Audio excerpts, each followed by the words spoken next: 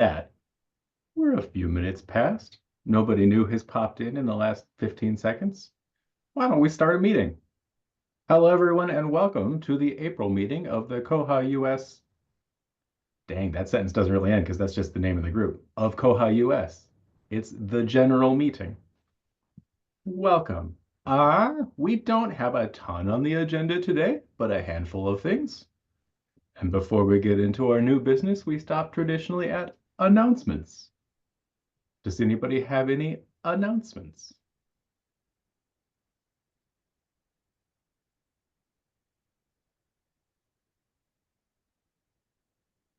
That seems like a no.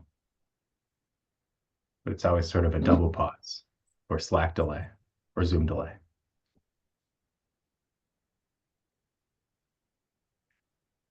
Very well, then I think that moves us into new business. Starting first with George and an update from the Koha Charitable Foundation Steering Committee. You're on mute, George. There we go. Now it's I'm really unmuted. There was a meeting in March, and somewhere or another I managed to miss it. I know that what the group is working on right now is creating some bylaws for the organization, for the Koha Charitable Trust. And they are actually many of them are working on that in person at the Hackfest in Marseille. The other news from the Koha Charitable Foundation, WolfCon, since the Koha Charitable Foundation is planning to become a member of the Open Library Foundation, and that's how they're going to achieve their 501(c) status, there might be some Koha people and there might be some Koha presentations at the OLF's WolfCon, which will happen in Kansas City. I don't have the exact dates in front of me, but it's going to be in September in Kansas City. I think it's starts the 22nd, and I don't know if it's the whole week or just part of the week, but in September, they'll be in Kansas City. I plan on going for at least part of that because it's just up the road from me a few miles. It's less than an hour drive. So I will probably be there as an attendee at the very least, and we'll see what kinds of things, if any, the Koha community wants to do at WolfCon.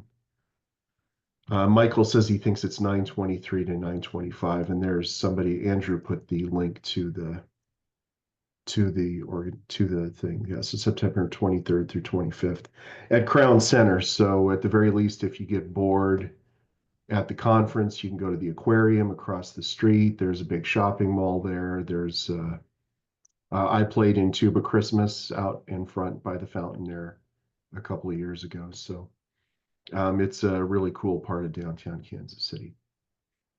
And I think that's all the news I have from that, from the Koha Charitable Foundation Steering Committee. I think that's all the news from that. I'm getting committee fatigue because I'm also on the Aspen Discovery Steering Committee, Governance Steering Committee, and it's getting confusing which one's which because they're also thinking about the Open Library Foundation. So and I'm happy to answer any questions anybody has. And if I can't answer them, I can pass you along to somebody that maybe can. So I'm just making sure I'm hearing the name of the conference right. Is it wolf like the animal? Oh yeah, like a werewolf or Okay. Whatever. It's the World Open Library Foundation Conference, WOLF. All right. They probably had to work a long time to come up with that acronym. They might have chosen OLF just because they could add a W in front of it and spell something cool.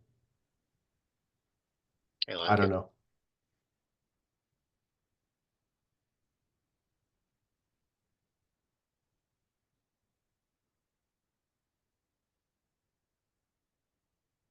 George mentioned the Koha Hackfest, which made me think I probably should have said something about that in announcements just to check in on a thing happening in the Koha community. Here is a press release or a website about the Hackfest. It's going on right now in Marseille. So sorry, you've all missed it. If you're here, you're not there and you won't get there in time. But if you're not familiar with it, this is a thing that happens every year. The Koha support company BibLib, just sort of Koha support in France, hosts this annually in Marseille. It's a week-long chance for developers to get together and work on stuff. If you've been trying to push anything forward in Bugzilla lately, this might be a really good time to get it moving because there are a bunch of people together in a room able to collaborate more than usual. But you probably also want to try to like ping people early in the morning because they're in France. I don't know what the time difference is, but I bet they're all at a bar right now. Believe it is almost 4 p.m. there. Well, no, 5 p.m. because they're one more hour over.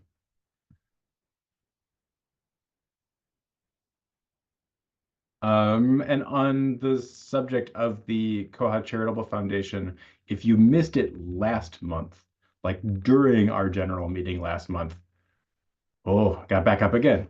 Other thing going on in the community, I don't know if you saw that PTFS Europe, which is a company based in England that ByWater partners with for a lot of Koha stuff, they just changed their name to Open Fifth. So what was I going to say about Open Fifth? Oh, Andrew Ald from Open Fifth last month put out a big press release about the Koha Charitable Foundation. So if you were looking for details and missed that last month, my initial Googling while George was talking, I didn't find a link to it, but I know you can dig it up in Mattermost. So does Open Fifth have to be something about their love of alcohol or something? No, it's a nice story. It's a musical thing. And so the first time I heard it, I assumed it was, a lot of intervals in classical music have some like inherent meaning to them. And the Open Fifth doesn't much. It is, in fact, when the two founders of Open Fifth met, they were singing in a choir together. And that was the relative interval of their two parts in most songs. So they sing together in an open fifth, which I think is awfully cute.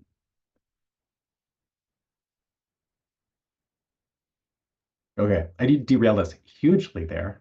Does anybody have other questions about Hackfest or the Koha Charitable Foundation or Open Fifth? I'm glad they weren't singing a diminished seventh. Was PTFS Europe affiliated with the PTFS in the United States? If they ever were, and I don't believe they ever were, it was a long time ago. I think it's a shared name because they were in similar technology spaces. A PTFS in North America is the company that is now known as LibLime and makes an ILS that is not Koha and is legally distinct from Koha in all ways. But they used to support a fork of Koha. And it was, anyway. They bought LibLime, so LibLime is under PTFS. There you go. Small correction, and they have a product called Bibliovation, which has roots in Koha, but is better at serving a geospatial intelligence agency than public libraries. So these are over a beer at conference conversations, probably, if you want to get really into it. There's probably some tea in there somewhere. But we're on a recording. Hey, Elise, you're next on the agenda. Hey, Andrew. Hey, everybody. Thank you for having me. Jesse is at ACRL this week, so you're stuck with me.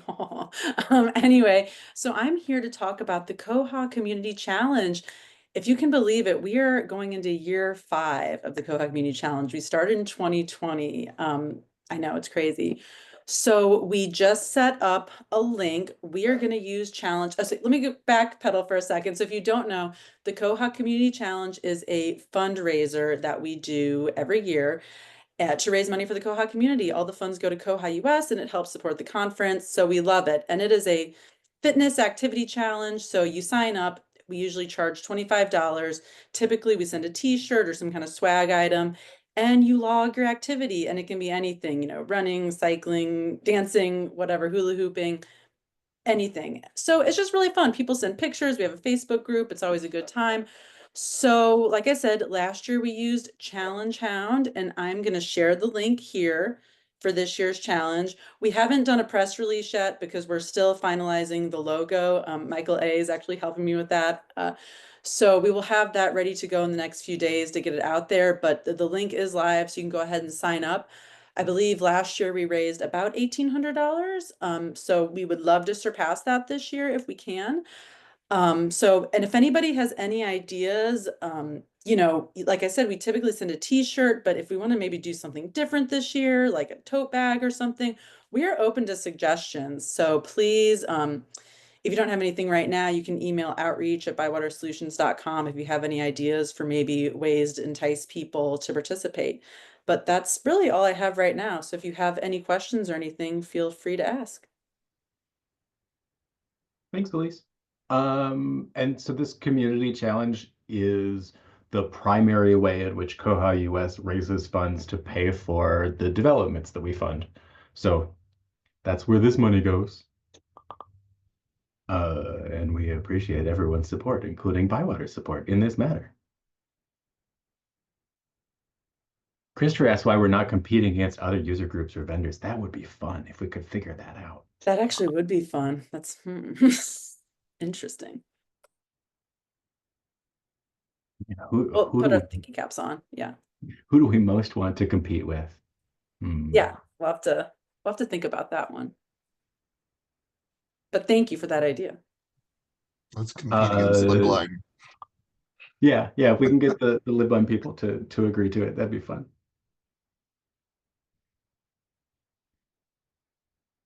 I mean, we could. Yeah, I don't know. Have to think about this. It's hard to figure out why anyone is going to agree to compete with us if they're people we're antagonistic with, and that's why we want to compete with them. It's community, not Catalyst. competition. I think if we do ask other people to compete with us, we should have me and Fred be the spokespeople for that so they can go, oh yeah, we can beat them easy. And then Fred and I just won't participate and everybody else can kick their asses. Actually, one year my goal was to spend a certain number of hours a week reading an actual print publication. Got away with it. It's worth noting, as this has been organized in previous years, there's no additional fundraising for more exercise exercised. You sign up and then exercise as much as you feel like, and that's great, and it's an encouragement for you. But it's not like you got to walk 10 miles a day or Koha doesn't get its cookies.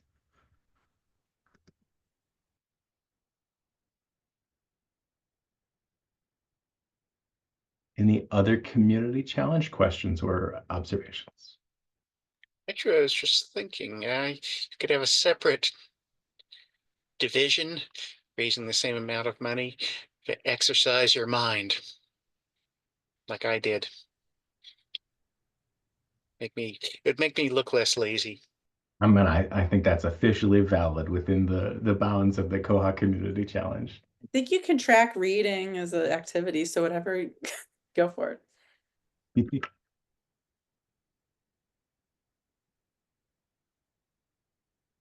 Okay, meanwhile, over in the chat, George has shared Andrew Ald's update about the Koha Charitable Foundation from last month.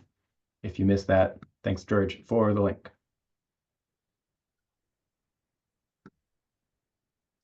There is one piece of new business that I think I'd like to bring up before we get into the intro to using the bookings module, and that was the message that I sent to you and to some other people about Aspen Discovery and a mailing list. Oh, yeah. So Aspen Discovery does not currently have, their community is not as organized as we are. And they currently do not have access to a good mailing list outside of Google Groups. And they would like a mailing list that they can preserve the history of. And the issue is that if the Aspen Discovery community created a Google group and then later starts using Google the way we are, Google for nonprofits is how we manage our stuff. There is no way currently to move a Google group into a Google group managed by an organization.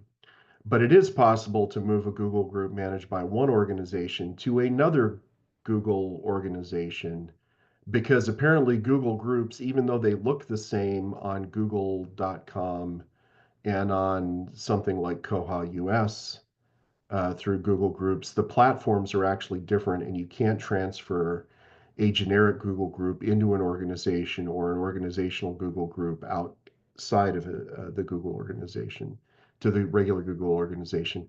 So I said I would ask koha-US if they would be willing to, at least for a time, sponsor the use of the koha-US Google system to create a Aspen Discovery at koha-us.org Google group, so that they can have a mailing list that they can eventually take over and manage themselves. So I would just like to know what everybody thinks about that, and to see if we can get that set up. And I said I would be happy to be the person that manages that on behalf of koha-US. So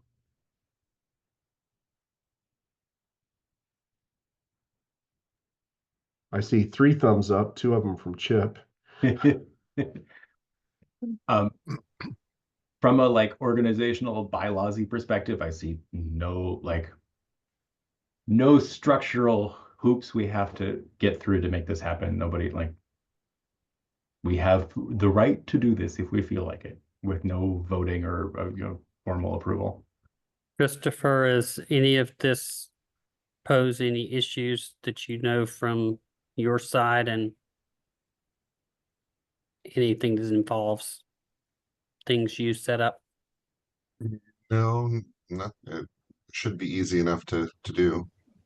If I can work with Christopher to get it set up, and have him make me the manager of it, or give me ownership over whatever we need to do, so that I can get some of the other people in the Aspen Discovery community on there also as administrators or whatever. So I'll make a motion that we support George's efforts.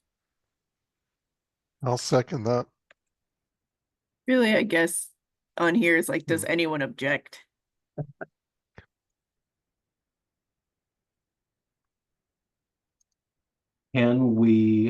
George, can you wait until the board meeting next week to officially do it, and we'll give people a chance to voice objections outside of this venue, in case anyone's like freaking out about it and doesn't want to say so here? just let me know. That's next Wednesday, right?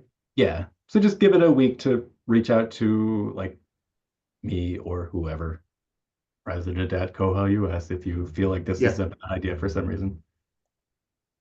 Or I was going to say I can just come to that meeting. Yeah, that'd be great. Okay. I'll see you then.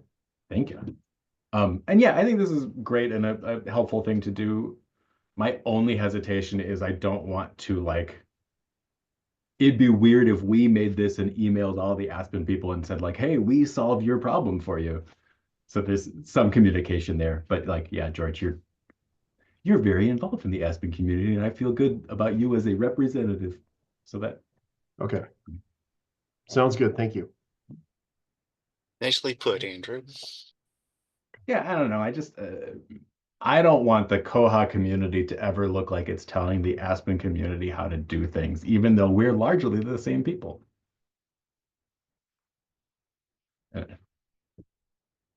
Anyways, slowly moving us to the next topic in case somebody wants to unmute and interject final thoughts here. All right, the last thing on our agenda for today is an intro to the bookings module, which will move us into like bugs and issues and stuff. But So I've been asking for topics that people would like discussed at these meetings. The one that's come up numerous times is cereals, and I have Jesse from ByWater lined up to talk about cereals next week. Sorry, next month. Jump that to the next general meeting. But she wasn't available for this one. So for today, I thought I would give y'all a demo of the bookings module since it's new in Koha and I keep getting questions about what it's like and what it's for. Christy, who is actually using the bookings module over at Cuyahoga County, agreed to help answer some questions here, but I was just going to do a quick demo of sort of what bookings does, and then we'll move into other bugs and issues and stuff. Let me share my screen and share the right screen.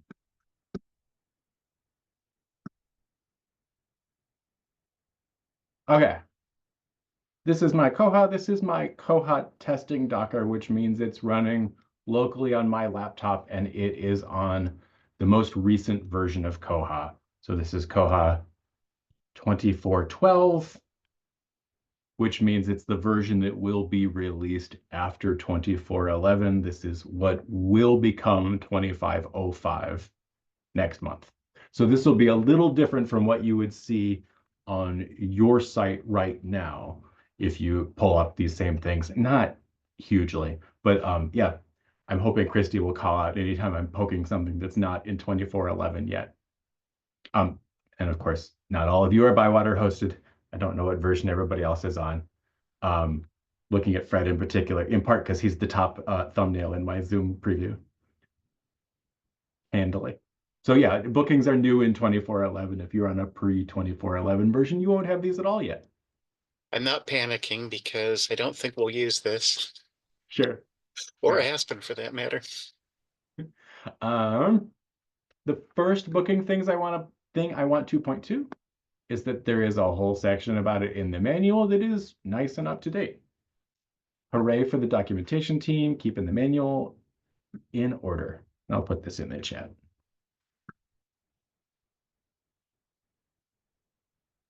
The other thing I want to point to before I really get into Koha functionality proper is the bug that this feature was added in.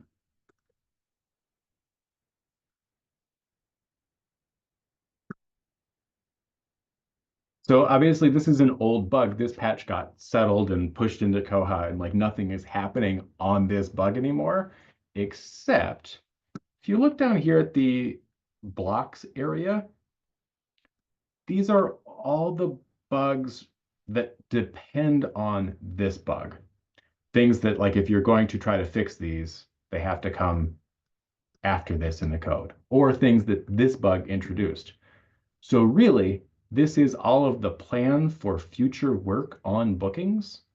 If you mouse over all of these, they'll pop up their titles. And you can see there's a lot yet to be done here. Bookings is really new and there's a lot to still build out. And I'm sure there are also other bookings bugs in Bugzilla that haven't gotten properly marked with their dependencies. So they're not showing up here, but should be. I wanted to, since there are so many dependencies here, I also wanted to jump over to the dependency tree. I don't know if y'all have ever looked at this for a bug, but this is our semi-visual representation of all the things that Bugzilla already knows are yet to be done for bookings. So there was a bug to add a bookings to collect report. If I mouse over it, I don't know how legible that is, but the little pop-up says that one needs documenting. It's done, it's in Koha, but it needs its manual updated. And then that leads to other things that also need to happen. Bookings to collect, now that it's been added, it also needs an easy print option and on down that sort of cascade of dependencies. So again, there's a lot to be done yet here.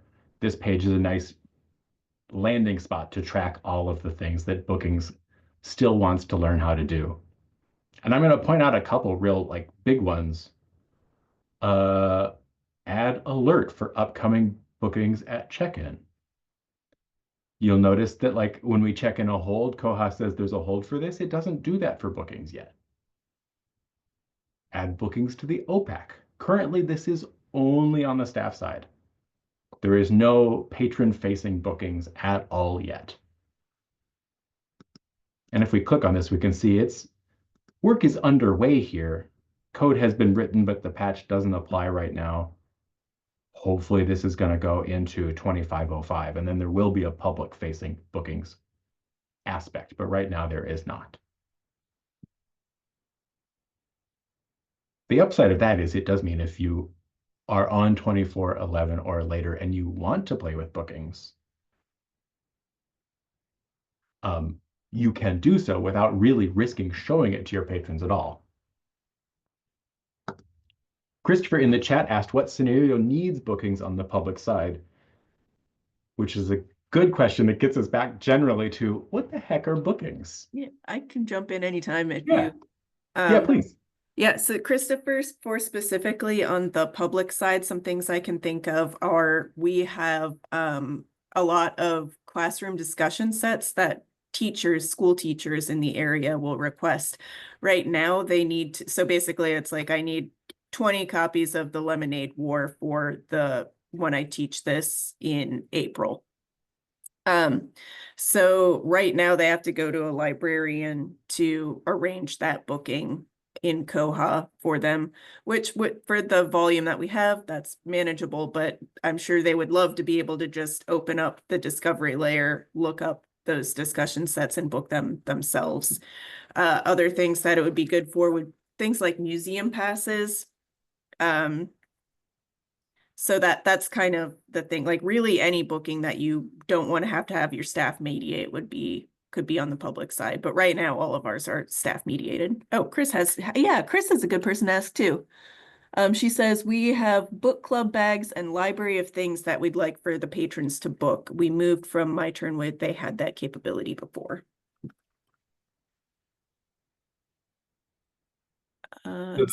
Hopefully that answers. Christopher says Assume publicly booked items would need to be moderated. Yes, in terms of like keeping them behind the desk and making sure the person that requested them picks them up and getting them routed between the branches. But in terms of like just making the request and having it on the calendar, that's something that could be public facing. There's interest in that from some libraries. Oh, approval of the booking. That makes sense. Like I can see how that would be useful. I can see how that seems to me like something that would be you can turn that on if you want that, or if you don't want that, then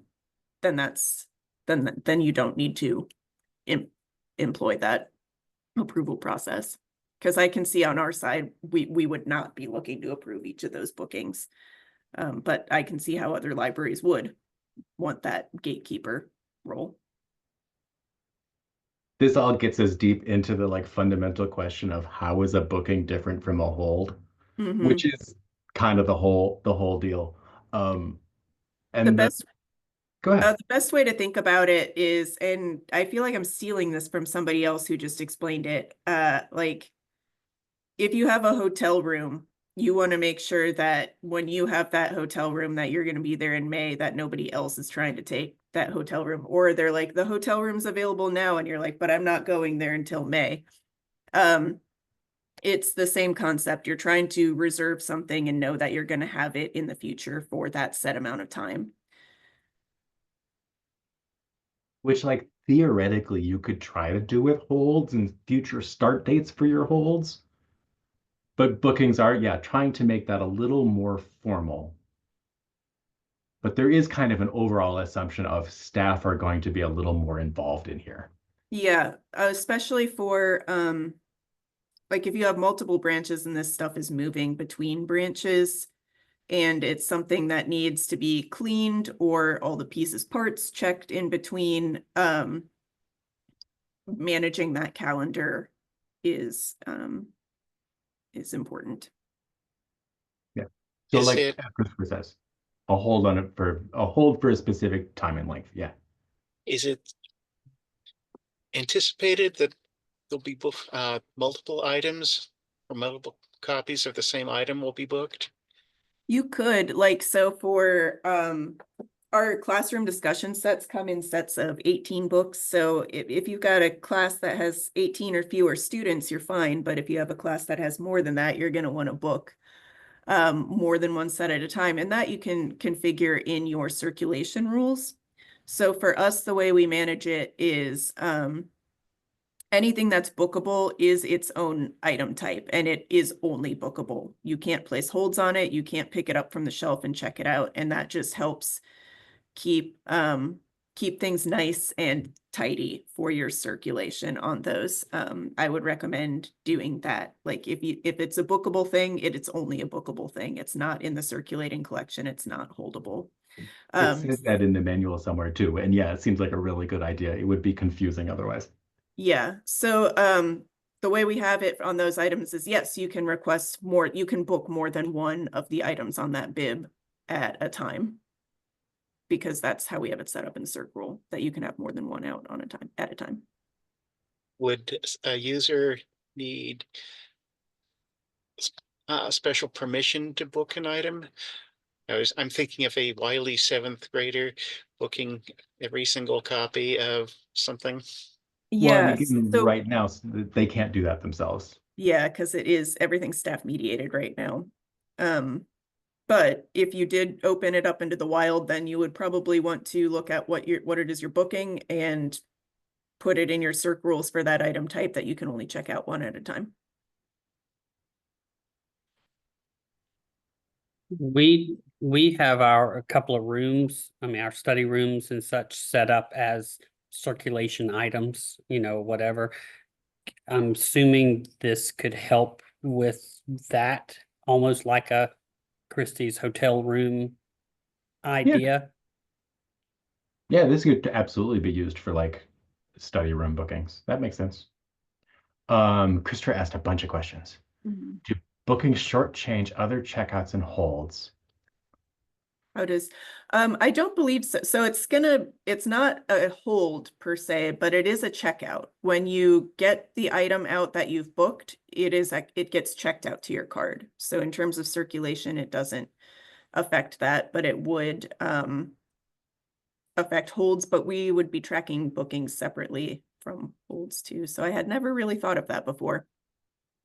And that again gets to what you were saying, Christy, about like anything that's bookable really wants to be outside of the normal circulation flow. So you wouldn't have a patron just checking it out by happenstance the week before. Then next question from Christopher is, can you set a threshold to say that a hold or checkout would be too short to circulate because of a booking? That I'm not quite sure. Can you explain that a little more, Christopher?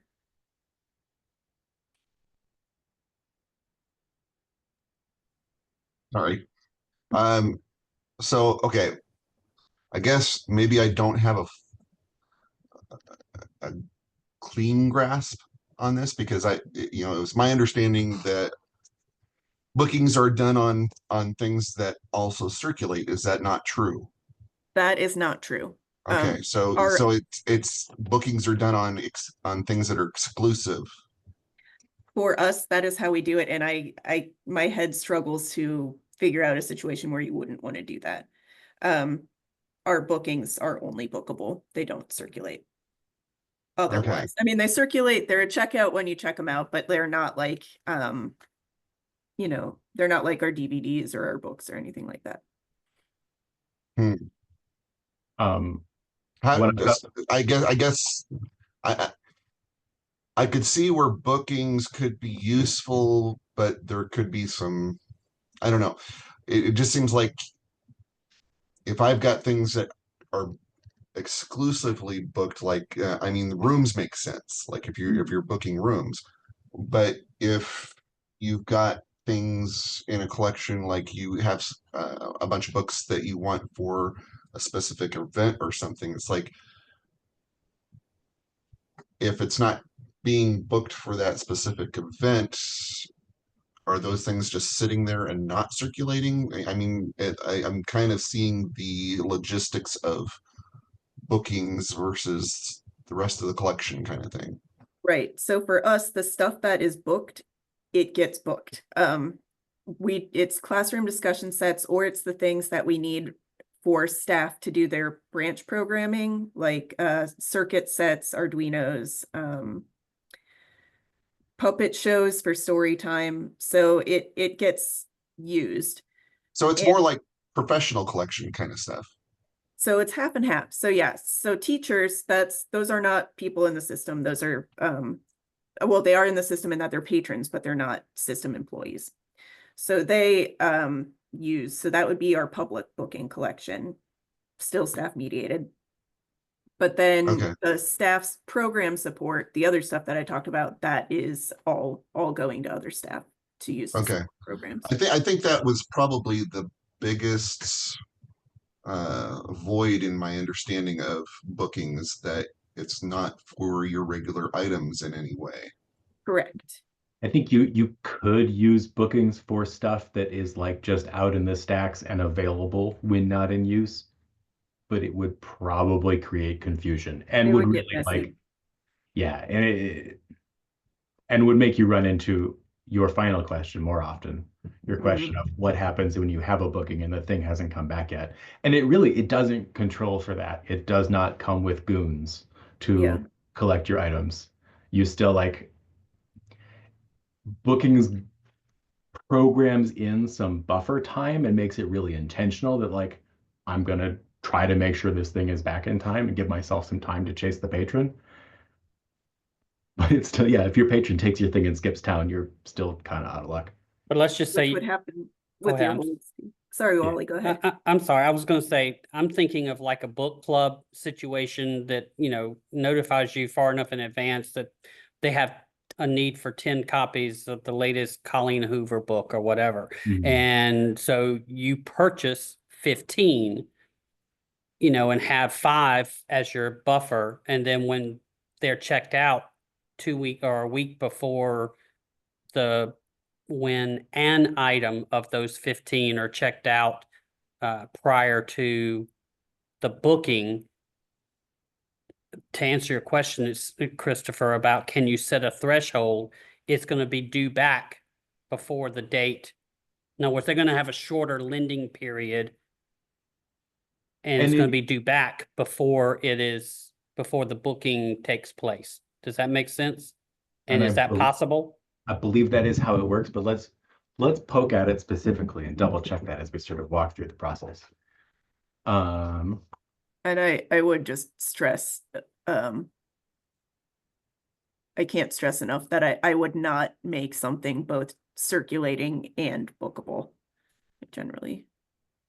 We just don't have the funds to be able to, other than the professional stuff, we don't have funds for classroom things and things like that. So if we did something, it would be a small set that we could reserve for a book club in advance and pull it from circulation, put a hold on it, whatever. So you could change its item type to something bookable for for like the 6 to 8 months that it's going to be a hot book club topic, and then flip it back to book after. Yeah, that's a good idea. And that's kind of what I was envisioning with booking,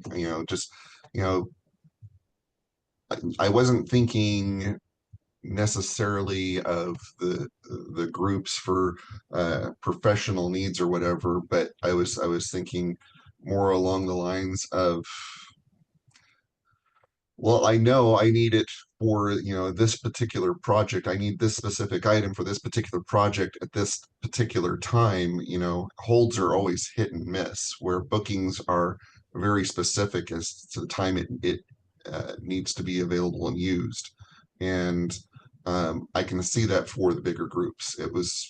But I was being more general in my thought process about that. And, I could see some uses for both, having something specifically just for bookings, or having stuff that, people might need to be able to book at a specific time rather than on the whim of, holds. So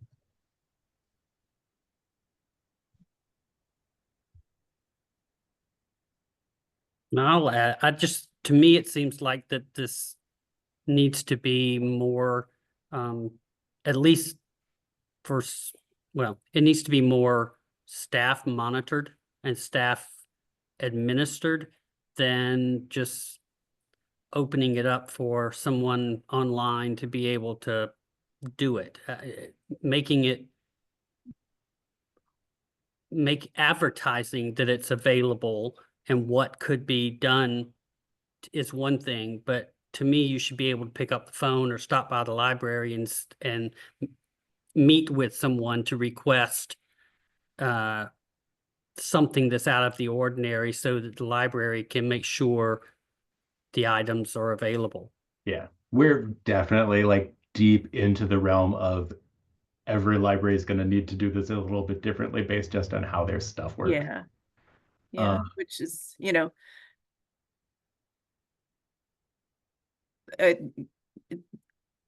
having the choice to making things a setting is always good. Okay, speaking of settings, we're segueing into the setup. First off, there are no system preferences related to bookings. That feels like kind of a victory. I don't know. I'm just glad there are no system preferences.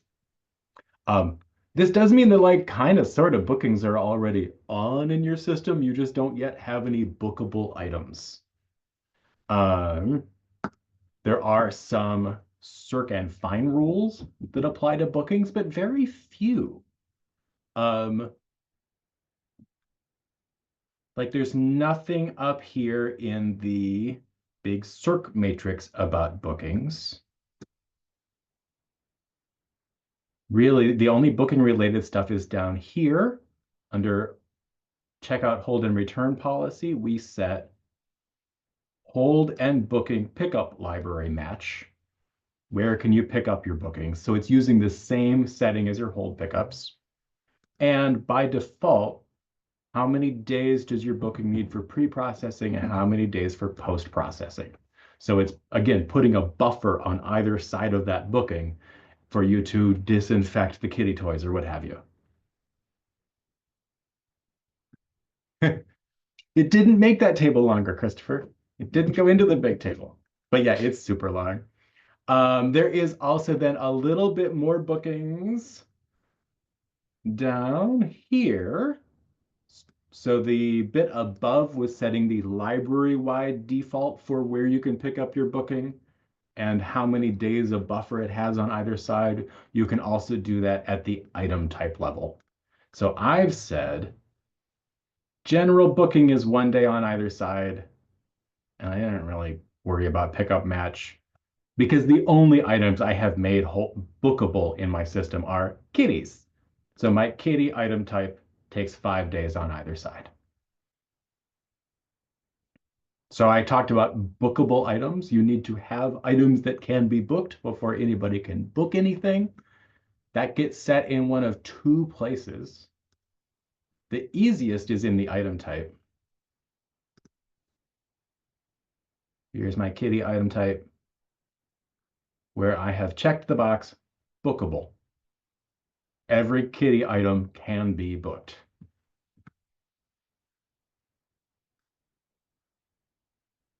I put an even bigger kitty in there to start with, and it was too big.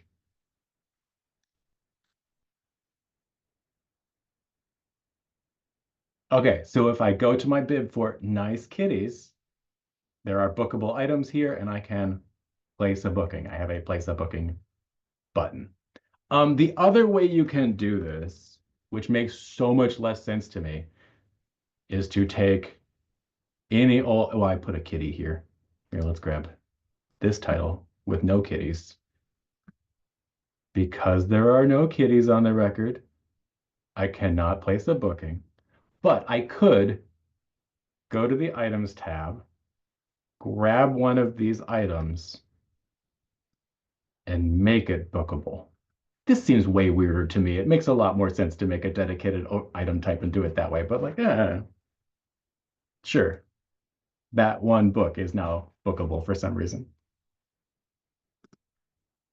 have the place a booking button. Okay, but I'm going to go back to my kitties.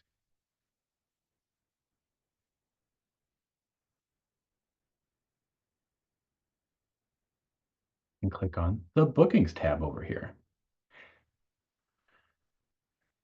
This little calendar, this is kind of like the most exciting part of bookings from my perspective. This is the part that makes it really nice and usable to actually track these things, because it gives me a place to see, for my 3 cats, when are they each available?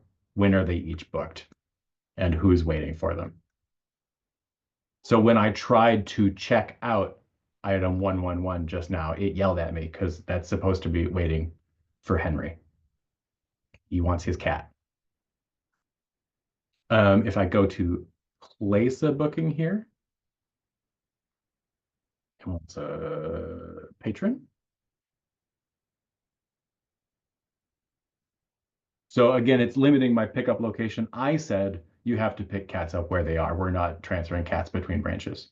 But you could make your circles, whatever. I don't have a mix of item types on this record, but if I did, I would be able to specify an item type here.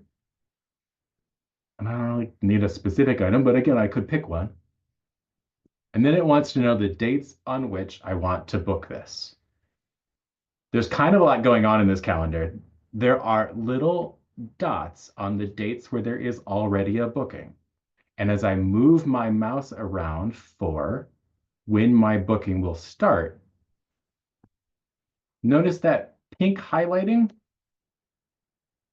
on the tail end is highlighting out 5 days. That's my buffer period. And it turns dark pink where my buffer period runs, in this case, too far into the past. This is not a valid booking because it's not giving me my 5 days of grace period before the booking. But if I come down here, it's happy for me to start there.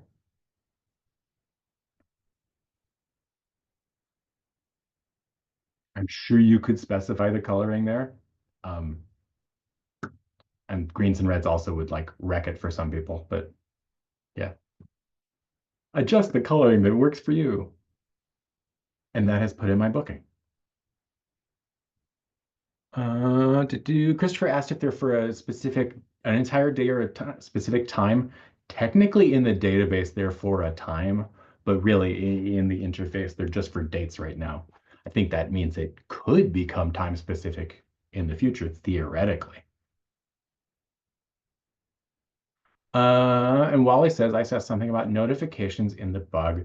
Does Koha alert staff of a booking that is upcoming? Good question. All right, so that makes my bookings. I can see them here. If I go to circulation, to the circulation module, in here, along with my holds to pull and holds queue, I have bookings to collect. What are the items that have a booking that starts soon?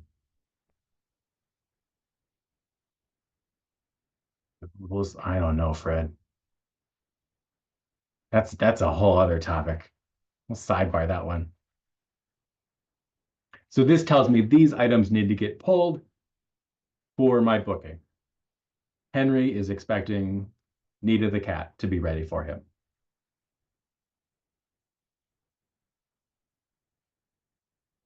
But if I go get that cat and I check it in, again, unlike a hold, there is no notification here. So I guess I'm grabbing that and putting it behind the desk and waiting for Henry to come pick his cat up.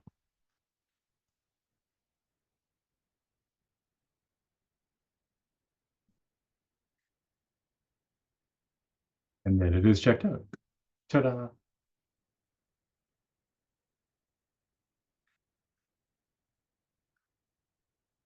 They are in his booking. But yeah, there's still like a lot that isn't quite happening there. Like nothing told Henry his cat was ready. That's work yet to come. There is also a bug out there to make it so from here I could just click Henry and check this out from here. But yeah, it's yet to happen. Wally says, You said right now this is date specific, but had the capability regarding time. Is this something we can use now? Right now, no. The way these are saved in the database, they're all saving with a start time. So like the data is there. There's just not any interface for saying, I want this booking from 3 p.m. to 5 p.m. Yeah, so I guess rooms, you'd be booking the room by the day. Christopher also asked something about like if you, sorry, I have to scroll up and see it now. Yeah. If you check out something that like if your booking doesn't start until 2 days from now and you check it out, what does that do to the checkout? Did I understand your question right, Christopher? Okay, so it will say like you're going to check out this booking early. Do you want to do that? And then you say yes, or you say, oh no, this person probably shouldn't pick it up until, like, it depends on what your branch's or what your library's policies are for that kind of thing. So say you do want to give it to them early, then you would say yes, check it out to them. And my understanding is that it sets the due date for the due date on the booking, on the end date on the booking. Now, all this being said, a lot What of if these somebody else checks it out though? Oh, somebody else, they should not be able to. Like, how would that happen? Well, Okay. like I said, in my scenario, you know, if I had items that could be checked out but also could be booked, if somebody comes to the desk, I had this book and want to check it out right now, and the system knows that it's going to be, it's booked in 2 days. What is it going to do? That I can't speak to because we don't have our Here, collection set up that way. I'm working on setting up a test for that right now. I need to Okay. make my cats check out for longer. Andrew did not know this was going to be so complicated. Oh, I expected it to be this complicated. It's an interesting system with lots of variables. It's a huge beast. Yeah, I know I saw a bug out there somewhere and I couldn't find it again. Currently, even though my kitties are set to check out for only 1 day, I can set a booking that's multiple days long. And I know there's a bug saying you should only be able to book something for as long as you can check it out for, which makes sense. That is in 2411. Thank you. That is being enforced now. So Okay. it will let you book longer than the cert period on that item type. All right. So if my Henry's got a booking on Mean Cats, and it starts April 10th. Edna's going to check out that Mean Cat who has a barcode of Heathcliff.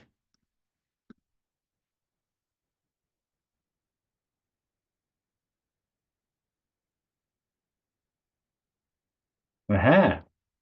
So it has reduced Edna's due date on Heathcliff to the 5th, which is 5 days before my booking starts, the beginning of that booking period. So it is automatically doing that.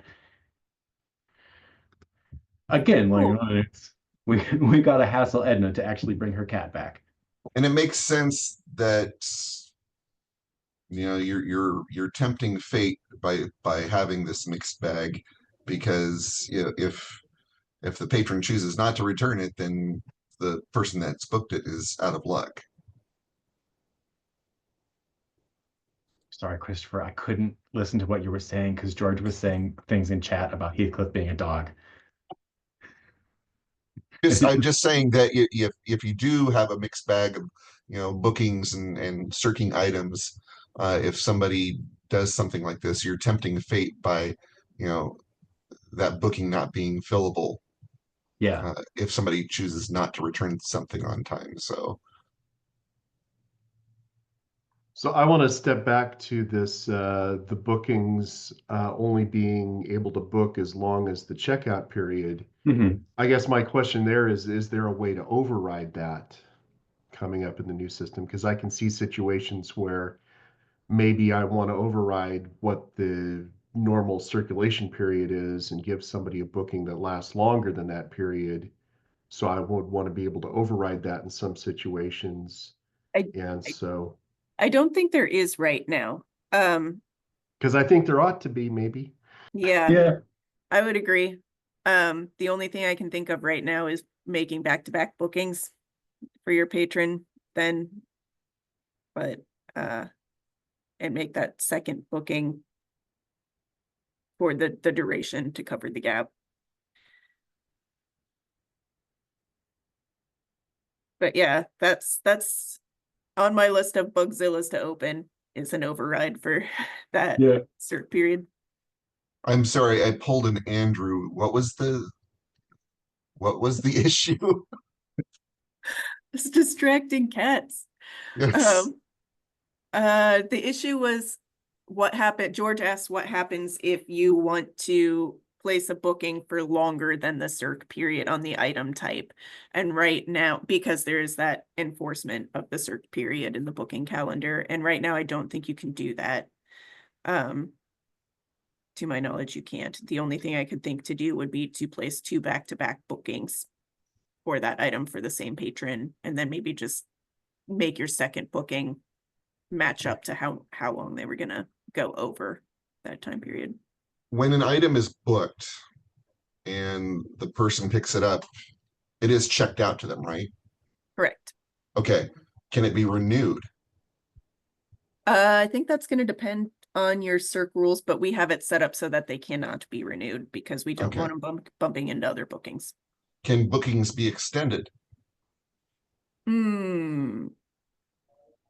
can be edited, but I don't know if they can. Yeah, I don't know that you can extend them once they're already checked out, but I can check on that. That would be, I would think that if the rules are set up, if technically it's checked out to them and it isn't running into a booking, it seems like a renewal should be able to kind of fill in that functionality. So it's like if it's checked out through a booking, if they needed it for a longer time, it seems like you should be able to do a renewal on it and it should extend that booking. That's a theory, not necessarily how anybody might be thinking of how it should work. But I mean, I would think a renewal would be a straightforward way of extending a booking if needed. That makes sense. I think right now it's not really linking the checkout and the booking that directly. But yeah, I can. And so once the item's checked out, the booking is kind of more informational than anything else. The item has a due date, but then you've also got the booking telling you this was expected to be in use for this long. Yeah, what you're saying makes sense. It would be a further bug to make that happen. All right, we're My at question. Go My ahead. question is, why aren't the developers sitting in on this meeting? They should be listening in on this stuff. Because they're in France, and I didn't tell them to come. We can, well, we do post I email the minutes out with the link to the video every time. So maybe I'll tuck it in Mattermost too. Wally makes a really good point in chat. He said, it seems bookings is an infant and we need to give it time to grow and develop its own personality as we teach it more things. And I think that's a good note to pull this conversation to a close at a minute past meeting end time. Thank you all. 2 final booking notes. Again, there's nothing in the Koha OPAC for this yet, but that work is in process. I've also been talking to some libraries that want to make bookings available in Aspen. That's up on the ByWater crowdfunding site. If anybody is interested in chipping into that, that's going to be a significant project just because it's a big old module. I have now eaten up all of the time we would normally give to general bugs and issues. Is anybody's Koha on fire right now? Did they come here for emergency tech support? That was an error, but we can try to help. It was, but I restarted the system and everything's fine now. Oh, good. All right. I will add as a final note, I put some CSS in the chat for how if you have a giant item type image, like a giant cat head. I put in some CSS that will show you how to minimize that and set a max height and max width for those. And so that'll end up being part of the recording in the notes. So What if your icons are too small and not flashy enough? you could I think you can set a minimum width too. Okay. Can with you add that, sparkles? No. Oh, okay. The conference planning committee meeting starts 3 minutes ago. So goodbye, everybody. Bye, everyone. Bye. Thank you. thank you.